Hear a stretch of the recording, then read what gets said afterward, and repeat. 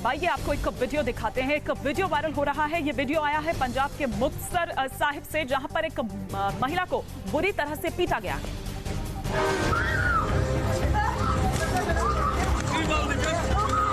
गुंडागर्दी की ये तस्वीरें आपको हिलाकर रख देंगी।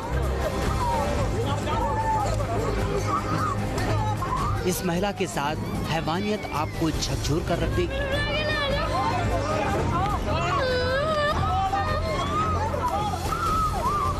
तस्वीरें पंजाब के मुक्तसर की हैं, जहां इस बेबस महिला पर टूट पड़े ये हैवान। किसी के हाथ में बेल्ट है, किसी के हाथ में डंडा और कोई लात घूंसों से इस बेबस महिला को पीट रहा है।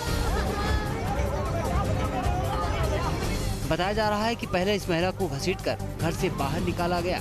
उसके छोटे छोटे बच्चों के सामने उसे बीच सड़क पर पटक दिया गया और आसमान में बरसती आग के बीच शुरू हो गया इन शैतानों का तांडव। सबसे शर्मनाक बात तो ये है कि हैवानियत का ये खेल बीच सड़क पर हो रहा था, लेकिन लोग वीडियो बनाते रहे। कुछ महिलाओं ने इस बेबस को बचाने की कोशिश भी की, लेकिन उन्हें भी इन गुंडों के गुस्से का सामना करना पड़ा। गुंडों का ये तांडव काफी देर तक चलता रहा। इस बीच हमले से घायल महिला बुरी तरह से बेसुध हो चुकी। जब गुंडों का टॉर्चर खत्म हुआ तो किसी तरह महिला को अस्पताल पहुंचाया गया। महिला की जिंदगी तो बच गई, लेकिन अब भी वो गुंडों के खौफ में है। इस महिला पर हमले का आरोप स्थानीय काउंसलर के भाई पर लग रहा है। हैवानियत के इस वीडियो के वायरल होने के बाद पुलिस की नींद टूटी है, लेकिन अब भी पुलिस शैतानों को सबक सिखाने की बजाय वीडियो की जांच की बात कर रही है। मध्य प्रदेश से हैरान कर देने वाली तस्वीरें सामने आई है। यहाँ पर पुलिस वाले थाने में जमीन पर बैठकर पैसे गिनते हुए नजर आए और इन पैसों को गिनने में पुलिस वालों के पसीने छूट गए। जमीन पर सिक्कों के ढेर लगे हैं। पुलिस का पूरा महकमा जमीन पर बैठा हुआ है। एक एक पुलिस वाले के सामने सिक्कों का ढेर है और वो उन्हें गिन रहे हैं। पुलिस थाने की ऐसी तस्वीर आपने पहले नहीं देखी होगी। पुलिस को सिक्कों के इन ढेरों को गिनने में पसीने छूट गए। सिक्कों को गिनकर थैली में भरा जा रहा है। सिर्फ सिक्के ही नहीं, कुछ पुलिसकर्मी 10 रुपए से लेकर 500 रुपए के नोट गिनने में भी मशगूल हैं। आखिर कहां से आए भारी तादाद में ये सिक्के? क्यों पुलिस थाना टकसाल बना हुआ है? आपको बताते हैं इसकी हकीकत। दरअसल ये तस्वीर उज्जैन की है, जहां गुरुवार की रात चोरों ने नवग्रह शनि मंदिर पर धावा बोल दिया। त्रिवेणी घाट पर मौजूद इस शनि मंदिर में दान की 6 पेटियां लगी थी, जिनमें से चोर 2 पेटी चुराकर शिप्रा नदी के किनारे ले गए और पेटी काटकर पैसे निकालकर फरार हो गए। चोर इतने शातिर थे कि वारदात को अंजाम देने से पहले मंदिर के सीसीटीवी कैमरे भी तोड़ दिए। मंदिर में चोरी की वारदात से हड़कंप मच गया। पुलिस ने फौरन ही चोरों की तलाश शुरू कर दी। पुलिस की मुस्तैदी की बदौलत 4 घंटे में ही चोर पकड़े गए। पुलिस ने 3 आरोपियों को गिरफ्तार कर लिया। पुलिस ने इन आरोपियों के पास से दान पेटी से लूटा गया पैसा भी बरामद कर लिया, लेकिन जब पुलिस ने इस नकदी को देखा तो हैरान रह गई। दान पेटी में कितने पैसे थे इसकी जानकारी किसी को नहीं थी, इसलिए सही जानकारी के लिए पैसे गिनना जरूरी था। तो पुलिस के सारे जवान इन पैसों को गिनने में जुट गए। कई घंटे की मशक्कत के बाद पैसे को गिना जा सका। करीब 80,000 रुपए की यह नकदी जब्त की गई। अगली खबर ऋषिकेश से है। यहाँ पर केंद्रीय मंत्री के सामने ही बीजेपी के 2 नेता आपस में भिड़ गए और यूं भिड़े कि आपस में जबरदस्त तरीके से तू-तू मैं-मैं हो गई और एक दूसरे को अपशब्द कहते नजर आए। 2 बीजेपी नेता आपस में भिड़ गए, जमकर एक दूसरे के खिलाफ आग उगली। वीडियो उत्तराखंड के ऋषिकेश का है, जहां केंद्रीय मंत्री गजेंद्र सिंह पहुंचे थे। उसी दौरान बीजेपी के इन 2 नेताओं में किसी बात को लेकर कहासुनी हो गई। मामला इतना बढ़ गया कि नेता आग बबूला हो गए, एक दूसरे पर जमकर आरोप लगाए और अपशब्द भी कहे। सुरक्षा कर्मियों ने दोनों को एक दूसरे से अलग किया।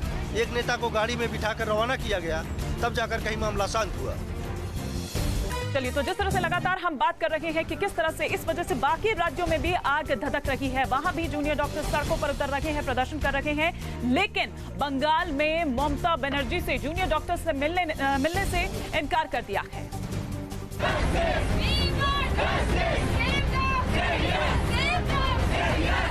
बंगाल में डॉक्टरों की पिटाई से उठा विवाद अब बवंडर की शक्ल अख्तियार कर चुका है और हालात बद से बदतर होते जा रहे हैं। ममता सरकार से खफा डॉक्टरों ने इस्तीफों की झड़ी लगा दी है। मुख्यमंत्री ममता बनर्जी ने स्वास्थ्य विभाग के अधिकारियों का डेलीगेशन जूनियर डॉक्टरों से मिलने भेजा, लेकिन उन्हें हड़ताली डॉक्टरों ने बैरंग लौटा दिया। हड़ताली जूनियर डॉक्टरों ने मुख्यमंत्री के ऑफिस में आकर सीएम से मुलाकात से इनकार कर दिया, जिससे डॉक्टरों और सीएम की बैठक पर भी ब्रेक लग गया। जूनियर डॉक्टरों की मांग है कि ममता बनर्जी राज्य की मुखिया हैं, उन्हें खुद आकर बातचीत की पहल करनी चाहिए, मामले को सुलझाना चाहिए। ममता बनर्जी तो डॉक्टरों से मिलने गई नहीं, लेकिन पश्चिम बंगाल के राज्यपाल केशरीनाथ त्रिपाठी ने घायल डॉक्टर परिवाहा मुखर्जी से मुलाकात की। गवर्नर ने कहा कि उन्होंने मुख्यमंत्री ममता बनर्जी से संपर्क साधने की कोशिश की है, लेकिन अब तक उनसे संपर्क नहीं हो पाया है। I have tried to contact the chief minister. I have called her, and till this moment there is no response from her. Okay. And if she calls on me, then we'll discuss the matter. Yes, I have called her. Let her come. पश्चिम बंगाल में डॉक्टरों की हड़ताल और इस्तीफे की खबरों पर पश्चिम Bengal high court ने भी ममता सरकार को फटकार लगाई है और मामले को जल्द सुलझाने को कहा है। भगवान राम की जन्मभूमि अयोध्या पर आतंकी हमले का खतरा मंडरा रहा है। खुफिया एजेंसियों ने इस बाबत एक अलर्ट जारी किया है। भगवान राम की नगरी अयोध्या पर आतंकी खतरा मंडरा रहा है। खुफिया एजेंसियों के मुताबिक नेपाल के रास्ते यूपी में आतंकी घुस सकते हैं और अयोध्या को निशाना बना सकते हैं। खुफिया एजेंसियों के इस अलर्ट के बाद पुलिस समेत सभी सुरक्षा एजेंसियां चौकन्ना हो गई है। पुलिस ने अयोध्या की सुरक्षा बढ़ा दी है।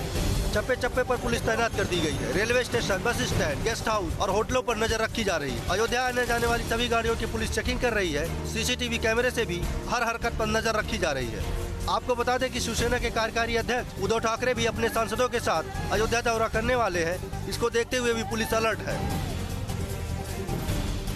इस वक्त आपको बता दें कि तिरुपति बालाजी मंदिर में एक भक्त ने भगवान को चढ़ाने के लिए 2.25 करोड़ के सोने के हाथ बनवाए। सोने के हाथ भगवान तिरुपति बालाजी को भेंट करने के लिए बनाए गए हैं। एक भक्त की तिरुपति भगवान में इतनी आस्था है कि ये सोने और जेवरात जड़े हाथ भगवान को चढ़ाएंगे। भगवान तिरुपति के लिए सोने के अभ्य हस्तम और कोटि हस्तम और कटि हस्तम बनाए गए हैं। दोनों का वजन करीब 6 किलो है और इनकी कीमत करीब 2.25 करोड़ रुपए बताई जा रही है। बताया जा रहा है कि सोने के हाथ का चढ़ावा देने वाले भक्त तमिलनाडु के रहने वाले हैं। दक्षिण भारत में भगवान तिरुपति मंदिर आस्था का बड़ा केंद्र है और अक्सर भक्त मंदिर में अपनी मुराद पूरी होने पर लाखों का चढ़ावा चढ़ाते हैं।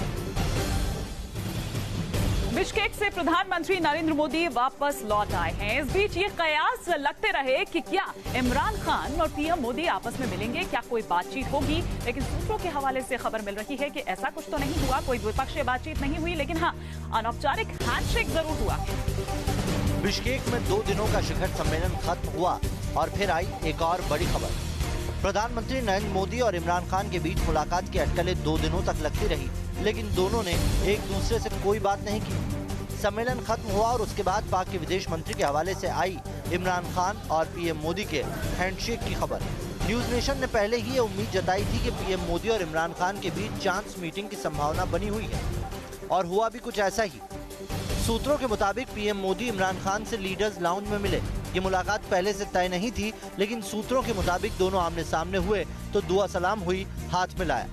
सूत्रों के मुताबिक इमरान खान ने पीएम मोदी को जीत की बधाई दी और कहा कि आपने अच्छी जीत दर्ज की है। पीएम मोदी और इमरान खान के बीच इस फुल ओवर मीटिंग के बारे में पाकिस्तान के विदेश मंत्री शाह महमूद कुरैशी ने सबसे पहले न्यूज नेशन पर बताया।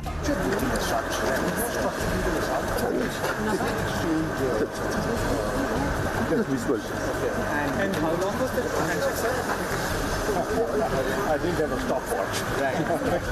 Thank you. Elections and thank you. हालांकि इस बातचीत के मायने गढ़ने मुनासिब नहीं। भारत का रुख बिल्कुल साफ है और पीएम मोदी शी जिनपिंग के साथ अपनी मुलाकात में साफ कर चुके हैं कि अगर पाकिस्तान को बात करनी है तो आतंक के खिलाफ ठोस कार्रवाई करनी होगी। केंद्र में नई सरकार बनने के बाद आज नीति आयोग की पहली बैठक होने जा रही है, जिसमें तमाम जो मुख्यमंत्री हैं वो इसमें शामिल होंगे, शिरकत करेंगे। लेकिन कांग्रेस की ओर से क्या कुछ रणनीति बनाई गई है, देखिए। दूसरी बार प्रधानमंत्री बनने के बाद आज पहली बार दिल्ली में नीति आयोग की बैठक की अध्यक्षता प्रधानमंत्री नरेंद्र मोदी करेंगे। पीएम मोदी ने सभी राज्यों के मुख्यमंत्रियों को नीति आयोग की मीटिंग के लिए बुलाया है। हालांकि पश्चिम बंगाल की मुख्यमंत्री ममता बनर्जी ने नीति आयोग की बैठक में हिस्सा लेने से मना कर दिया है और दलील दी है कि राज्य की योजनाओं के लिए नीति आयोग के पास पैसा होता नहीं तो फिर मीटिंग करने का फायदा क्या। खबरों के मुताबिक नीति आयोग की बैठक में 5 सूत्रीय एजेंडे पर चर्चा हो सकती है। मीटिंग में मुख्य एजेंडे में महत्वाकांक्षी जिला स्तरीय कार्यक्रमों, खेती किसानी में क्रांति, सुरक्षा संबंधित मुद्दे और उग्रवाद की चपेट में आए जिलों पर चर्चा की जाएगी। नीति आयोग की बैठक के लिए कांग्रेस शासित राज्यों के मुख्यमंत्री पूरी तैयारी के साथ एक दिन पहले ही दिल्ली में दस्तक दे चुके हैं। नीति आयोग की आज होने वाली बैठक में कांग्रेस शासित राज्यों के मुख्यमंत्री एक सुर में बोलते हुए दिखाई दे सकते हैं। मुख्यमंत्रियों ने पूरी रणनीति तैयार करने के लिए दिल्ली में अहम बैठक की। मध्य प्रदेश के मुख्यमंत्री कमलनाथ के दिल्ली स्थित आवास पर मुख्यमंत्रियों को दिए गए रात्रि भोज के दौरान इस मुद्दे पर चर्चा की गई। माना जा रहा है कि कांग्रेस शासित राज्य अपने मुद्दे के साथ साथ पार्टी के एजेंडे को भी प्रमुखता के साथ रख सकते हैं। झारखंड में नक्सलियों ने अपना कहर बरपाया है। यहां पुलिस टीम पर हमला कर दिया, जिसमें 5 जवान शहीद हुए। झारखंड के सरायकेला जिले के चांडिल के पास नक्सलियों ने पुलिस के गश्ती दल पर हमला कर दिया। शुक्रवार शाम हुए इस हमले में 2 एसआई समेत 5 जवान शहीद हो गए। खबरों के मुताबिक घात लगाए बैठे करीब दर्जन भर नक्सली पुलिस टीम के पीछे लग गए। उनके पास धारदार छोटे हथियार थे। किसी के पास देसी कट्टा था तो किसी के पास पिस्टल थी। इसी वजह से पुलिस को उन पर शक भी नहीं हुआ। बताया जा रहा है कि नक्सलियों ने पहले जवानों पर भुजाली से हमला किया, फिर ताबड़तोड़ फायरिंग की। नक्सली पुलिस के हथियार लूटकर फरार हो गए। गाँव वालों के मुताबिक वारदात के बाद नक्सली 6 बाइक पर सवार होकर भाग निकले।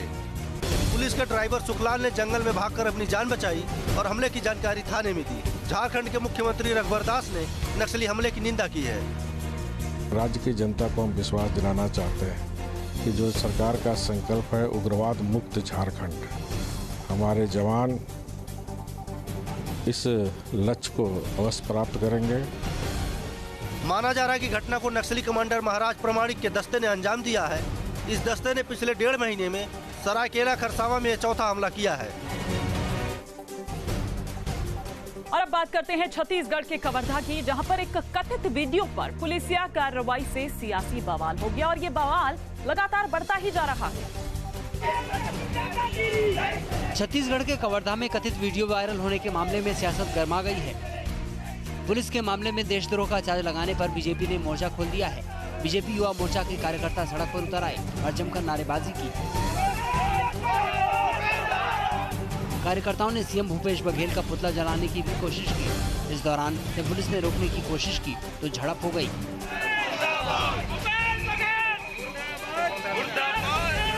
पुलिस ने कार्यकर्ताओं को हल्का बल प्रयोग कर खदेड़ा।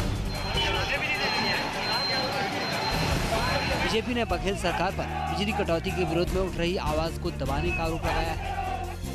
और अब अगली खबर मध्य प्रदेश से, जहां पर कुछ हथियारबंद नकाबपोशों ने बैंक को लूटने की कोशिश की और जब इसमें कामयाब नहीं हो पाए तो जो वहां पर कर्मचारी मौजूद थे उन्हीं के पैसे छीनकर फरार हो गए। मध्य प्रदेश के रायगढ़ में 3 हथियारबंद बदमाशों ने यूनाइटेड बैंक ऑफ इंडिया में लूट के इरादे से घुसे, लेकिन लॉकर तोड़ने में नाकाम रहने पर 2 कर्मचारियों से पैसे छीनकर फरार हो गए। वारदात टिमरापुर रोड की है। जानकारी के मुताबिक बदमाशों ने शाम 6 बजे बैंक पर धावा बोला और कर्मचारियों को बंधक बना लिया, लेकिन जब बदमाश लॉकर नहीं तोड़ पाए तो उन्होंने कर्मचारियों से मारपीट की। मारपीट में 2 कर्मचारी घायल हो गए। खबर से पुलिस में हड़कंप मच गया। पुलिस बैंक में पहुंची और जांच में जुट गई। पुलिस ने शहर की सीमाओं को सील कर दिया। बदमाशों की तलाश की जा रही है।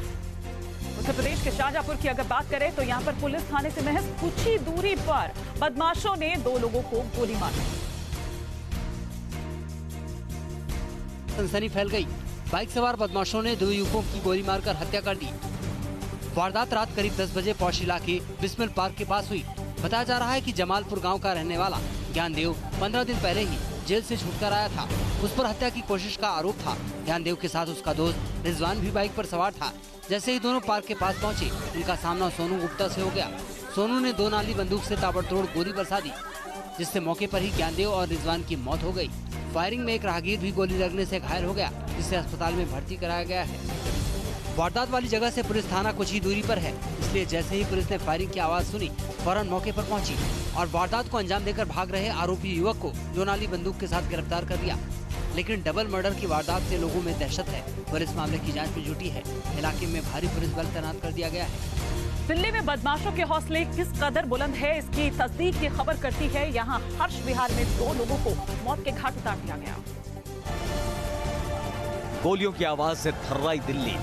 नंद नगरी में दिन दहाड़े सड़क पर मर्डर। हर्ष विहार इलाके की इस वारदात का सीसीटीवी फुटेज सामने आया है। सड़क पर रेड लाइट होने की वजह से कार और बाइक रुकी हुई है। तभी सड़क के किनारे चेक शर्ट पहने एक शख्स निकलता है। वो काफी जल्दबाजी में दिख रहा है। अचानक वो हरकत में आता है और अपनी कमर से पिस्तौल निकालता है। ठीक उसके पीछे सफेद शर्ट पहने हुए उसका एक और साथी चल रहा होता है। वो भी अपनी बेल्ट में दबाई हुई पिस्तौल बाहर निकाल लेता है। कुछ ही पलों में सड़क के बीचों बीच दनादन फायरिंग की आवाज से वहां दहशत पैदा हो जाती है। बदमाशों ने सफेद कार में बैठे 2 लोगों पर ताबड़तोड़ गोलियों की बौछार कर दी, जिससे एक की मौके पर ही मौत हो गई और दूसरे शख्स को अस्पताल ले जाया गया, लेकिन उसने भी दम तोड़ दिया। हमलावर मौके से फरार हो गए। हमले में मारे गए दोनों शख्स की पहचान खुरवेश पहलवान और उसके सहयोगी कांची के रूप में हुई है। घर वालों के मुताबिक खुरवेश और कांची कार से गाजियाबाद जा रहे थे। पुलिस के मुताबिक इस हत्याकांड का मुख्य आरोपी लोकेश जाट है। 2 साल से खुरवेश के साथ उसका झगड़ा चल रहा था। बताया जा रहा है कि खुरवेश की लोकेश जाट के साथ कुछ समय पहले मारपीट भी हुई थी। राजधानी में इस खूनी वारदात से साफ है कि यहाँ पर अपराधियों के गैंग सक्रिय हैं, जो प्रशासन और पुलिस की नाक के नीचे बेखौफ होकर खूनी वारदातों को अंजाम दे रहे हैं।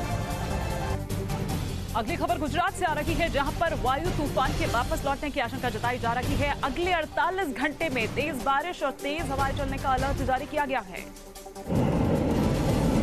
गुजरात पर एक बार फिर वायु तूफान का खतरा मंडरा रहा है।